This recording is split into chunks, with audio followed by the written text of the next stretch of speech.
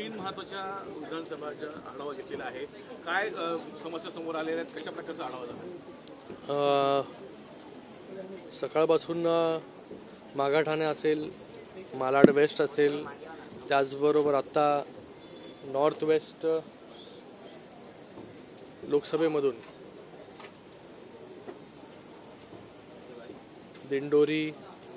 दिंडोशी, त्याचबरोबर अंधेरी पूर्व आणि जोगेश्वरी या तीन विधानसभेची आढावा बैठक या ठिकाणी पार पडली। त्यामध्ये खासदार वायकर साहेब होते, माजी खासदार राहुलजी शेवाळे आहेत, त्याचबरोबर आमचे निर्मम साहेब आहेत, बाकी सगळे आमच्या महिला पदाधिकारी आहेत। आढावा बैठक या विधानसभेमध्ये कशा प्रकारे तयारी सुरू आहे, कशा प्रकारे पक्ष संघटना काम करते, कशा प्रकारे ज्या शासनाच्या योजना आहेत त्या योजना लोकांपर्यंत पोहोचता आहेत का, आणि त्याचबरोबर या विधानसभेमध्ये काय काय प्रश्न आहेत, जे प्रश्न रखडलेले आहेत। फॉर एक्झाम्पल घरांचा विषय जो आहे, हा घरांचा विषय पूर्ण मुंबईमध्ये आहे, तर SRAचा विषय आहे, म्हाडाचा विषय आहे, सेसच्या बिल्डिंगचा विषय आहे, असे सगळे विषय जे आहेत त्याच्यावरती चर्चा झाली आणि त्याच्यावरती जे या सगळा लेखाजोखा, हा सगळा लेखाजोखा जो आहे हा माननीय मुख्यमंत्री आणि मुख्य नेते एकनाथजी शिंदे साहेबांकडे आम्ही देणार आहोत। सर, मुंबई महानगरपालिका असेल आणि विधानसभेच्या निवडणुकीच्या दृष्टीने सगळी चाचपणी सुरू आहे का, आणि ठाकरेंना शह देण्यासाठी पुन्हा एकदा शिंदे मैदानात उतरलेले आहेत?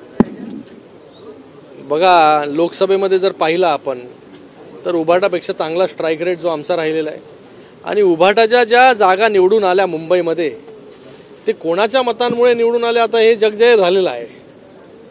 कोणाचे वोट ट्रान्सफर झाले, मराठी माणूस कोणाच्या बाजूने उभा राहिला हे आता मला वेगळं किंवा सांगण्याची गरज नाही, किंवा कोण तुम्हाला ॲनालिस्ट नको, स्पेशलिस्ट नको त्याच्यामध्ये, कारण की मराठी माणूस जो आहे हा पूर्णपणे शिवसेनेच्या मागे, खऱ्या शिवसेनेच्या मागे, बाळासाहेबांच्या विचाराच्या मागे उभा राहिला। आणि बाळासाहेबांनी ज्यांनी नेहमीच काँग्रेसचा विरोध केला, अशा काँग्रेसच्या बरोबर जाऊन त्यांनी आघाडी केली, आणि काँग्रेसची मतं जी आहेत ही काही विधानसभेमध्ये त्यांना ट्रान्सफर झाली, त्याच्यामुळे स्वतःची मतं नाही, त्याच्यामुळे काही जे आहेत हे मतं तिकडे, आणि काही लोकांची दिशाभूल केली काही समाजाच्या लोकांची, त्याच्यामुळे काही जागा ज्या आहेत त्या मुंबईमध्ये निवडून आल्या। जर आपण पाहिलं MMR रिजन, ठाणे, कल्याण डोंबिवली असेल, कोकण असेल, तिथे सगळ्यात जास्त जागा ज्या आहेत शिवसेनेला मिळालेल्या, आणि लोकांनी ते दाखवून दिलेलं की शिवसेनेच्या खऱ्या शिवसेनेमागे कोण उभा आहे ते आणि कोणाची किती ताकद आहे। तर मला वाटतं आम्ही आमच्या निवडणुकीची तयारी करतोय, इथे कोणाला शह देण्याच्या या दृष्टिकोनातून नाही, पण आमच्या जागा ज्या जास्तीत जास्त जागा निवडून येतील शिवसेनेच्या, याच्यासाठी पूर्ण ताकदीनिशी जे आहे हे माननीय मुख्यमंत्री तर काम करतातच आहेत, आणि त्यांच्याबरोबर आम्ही सगळे कार्यकर्ते जे आहेत हे झोकून देऊन काम करतोय। सर, मुंबईमध्ये स्पेसिफिक किती जागांची आपण मागणी करताय भविष्यात? बघा, मी आता इथे ना कुठल्या जागा कोण लढणार हे पूर्णपणे डिसिजन जो आहे हा माननीय मुख्यमंत्री आणि मुख्य नेते एकनाथजी शिंदे साहेब असतील, देवेंद्र फडणवीसजी असतील आणि अजितदादा असतील, हे तिघं जे आहेत हे बसून निर्णय घेतील की कोण कुठल्या जागेवरती लढेल, कोणाची ताकद कुठल्या जागेवरती आहे, आणि कुठला पक्ष कुठल्या जागेवरती निवडून येऊ शकतो। कारण की चांगल्या प्रकारे समन्वय आहे तिन्ही पार्टीजमध्ये, तिन्ही पक्षांमध्ये, तिन्ही नेत्यांमध्ये समन्वय आहे, चांगल्या प्रकारे कामं जी आहेत ही सरकारमध्ये सुरू आहेत, आणि मला वाटतं कोण कुठे लढेल हे येणाऱ्या काळामध्ये आपल्याला कळेल काही दिवसात। सर, तिसरी आघाडी समोर येत आहे, त्यामुळे मुंबईसाठी तिसरी आघाडी किती महत्त्वाची असणार, आणि तुम्ही त्यांच्याशी काय बातचीत करणार का? आता तिसरी आघाडी त्याच्याशी आम्ही कसं बातचीत करणार?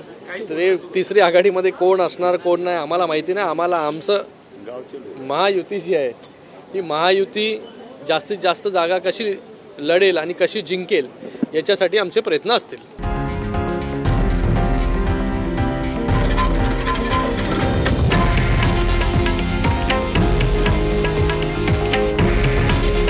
हे आहे देशातील नंबर 1 न्यूज नेटवर्क, आणि आपण पाहत आहात TV9 मराठी।